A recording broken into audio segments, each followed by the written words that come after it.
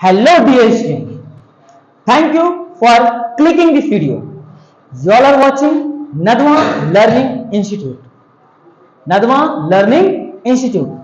So अगर आप हमारे चैनल को सब्सक्राइब नहीं किए हैं तो चैनल को सब्सक्राइब करिए, क्योंकि उसके बाद हमारा जो लेक्चर है आज का, क्योंकि आज हमारा डे फर्स्ट है 60 डेज चैलेंज का, यानी कि 60 दिन इंग्लिश स्पीकिंग सीखने का आज का हमारा पहला दिन।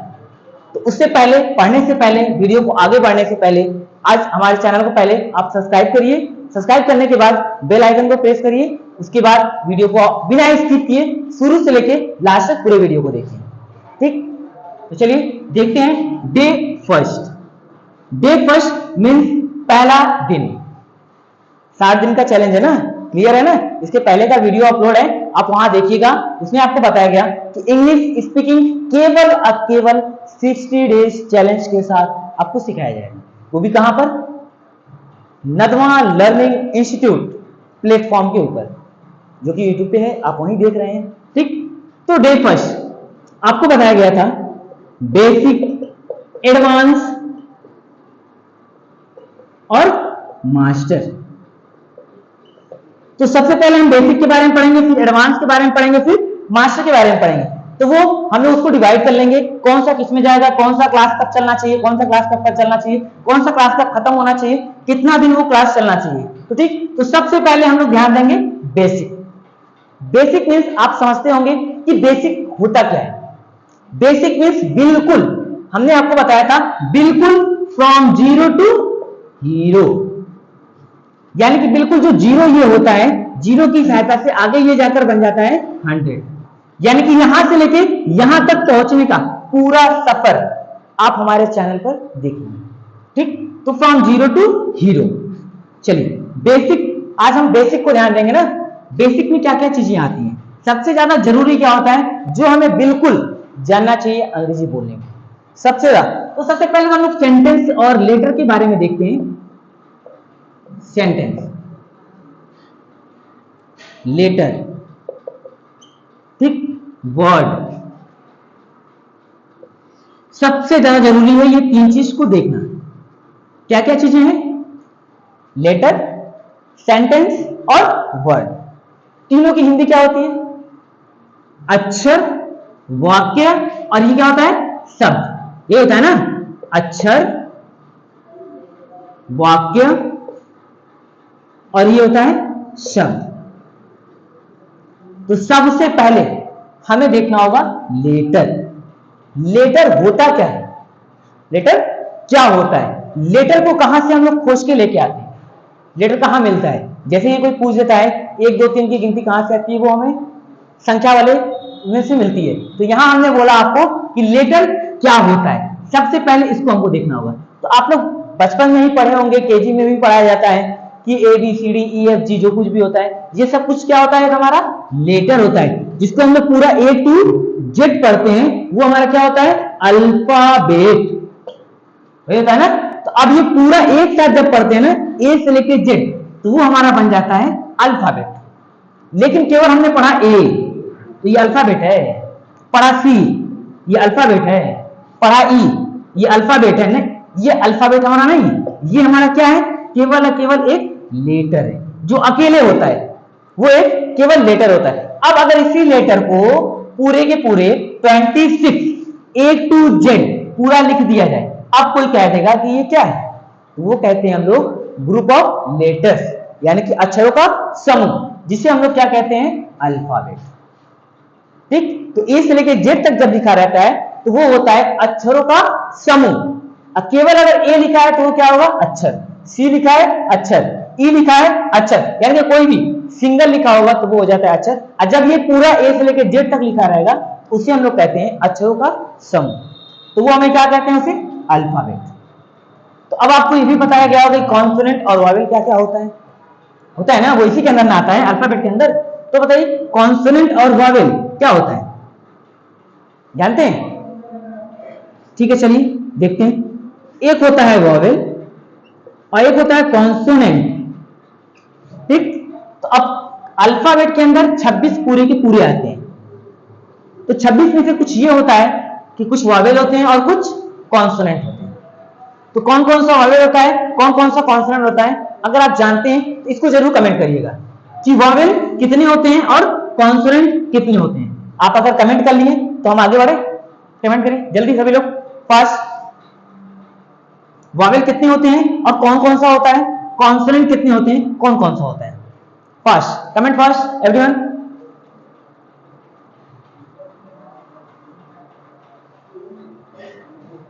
तो बहरहाल आपने किया होगा और आप भी सही भी जानते होंगे, क्योंकि ये हम लोगों को केजी से ही पढ़ाते आया जाता है कि कौन कौन सा वॉवेल होता है और कौन कौन सा कॉन्सोनेंट होता है। तो चलिए देखते हैं। ए, ई, आई, ओ, यू, ये 5 क्या होते हैं, हमारे वॉवेल होते हैं। 26 माइनस 5 इक्वल टू 21। अब जो हमारा 21 बच जाता है वो हमारा क्या होता है, कॉन्सोनेंट होता है।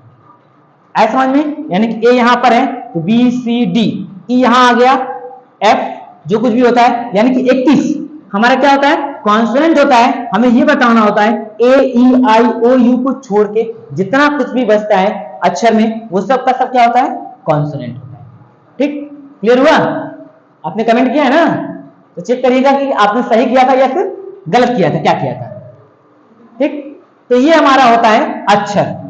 अब देखो, अक्षर की सहायता से यानी कि with the help of letter we create word, यानी कि अक्षरों की सहायता से हम लोग क्या बनाते हैं, एक शब्द बनाते हैं।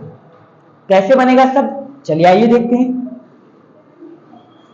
अक्षरों की सहायता से क्या बनाते हैं हम लोग, शब्द बनाते हैं। जैसे कि देखिए, अब अगर किसी से कहना होगा कि एप्पल की स्पेलिंग लिखो, यानी कि एप्पल की स्पेलिंग लिखो, तो एप्पल की स्पेलिंग लिखने के लिए हमें कौन कौन से अक्षर लेके आना पड़ेगा, बताओ।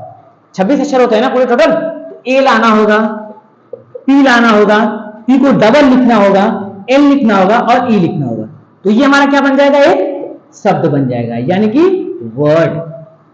अब कोई कह देगा कि बॉय, तो बॉय शब्द में कितने अक्षर लगेंगे, बॉय शब्द में कितने अक्षर रखते हैं, 3। कौन कौन सा, बी ओ वाई। तो हमने क्या बताया, अक्षरों की सहायता से क्या बनता है, शब्द बनता है।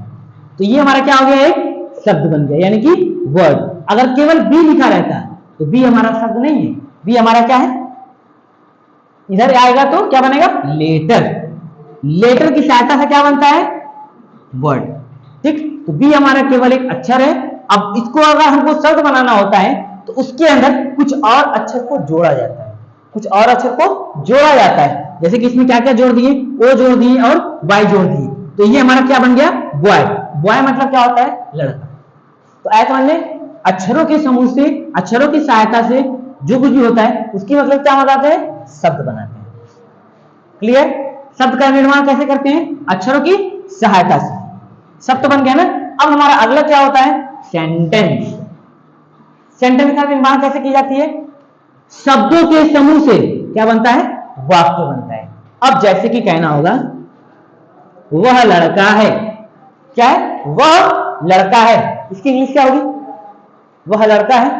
सभी लोग कमेंट करिए, एवरीवन कमेंट फास्ट, वह लड़का है।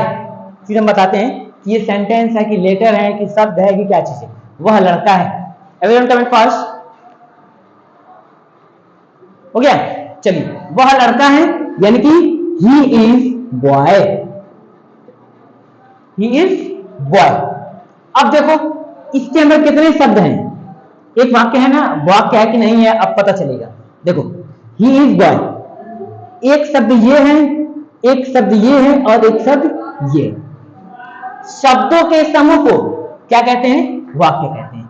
तो 1 2 3 शब्द मिल गया ना, 2 या 2 से अधिक शब्द होना चाहिए, वही हमारा क्या बन जाता है, सेंटेंस। क्लियर हुआ? अब अगर केवल ही रहता तो केवल ही हमारा क्या है, वर्ड।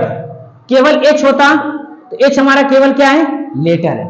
यानी कि लेटर की सहायता से 2 लेटर को या 2 से अधिक लेटर को जोड़ने के बाद क्या बन जाता है, वर्ड बन जाता है। 2 या 2 से अधिक वर्ड को जोड़ने के बाद क्या बन जाता है, सेंटेंस बन जाता है। ठीक, अब सेंटेंस को की सहायता से हम लोग क्या बनाते हैं, एक पैराग्राफ बना सकते हैं। जैसे कि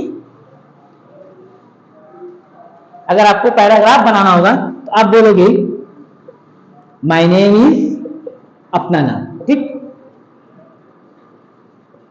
माई फादर्स नेम इज आपके पिता का नाम, ठीक। My mother's name is XYZ, I live in